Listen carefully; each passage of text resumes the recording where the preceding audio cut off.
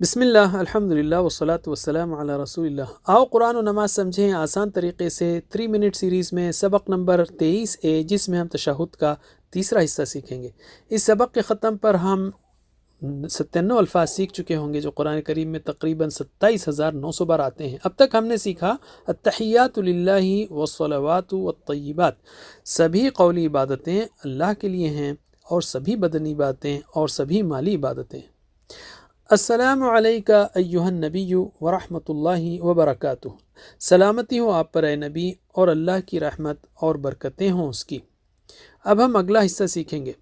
السلام علینا وعلی عباد اللہ الصالحین، سلامتی ہو ہم پر اور اللہ کے نیک بندوں پر۔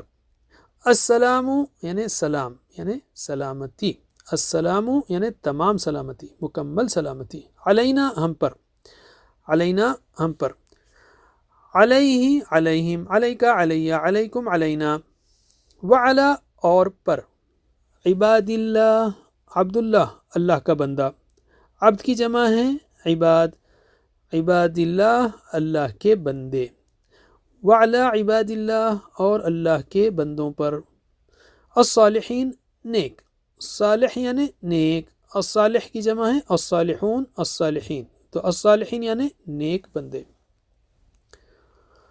کن لوگوں کو اللہ کی نعمتیں ملی؟ انبیاء، صدیقین، شہداء اور صالحین، نیک لوگ۔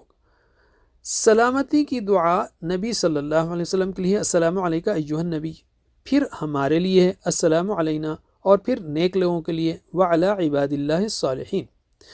نبی اور نیک لوگوں کے لیے تو یہ دعا انشاءاللہ قبول ہوگی، یعنی ان پر سلامتی ہوگی۔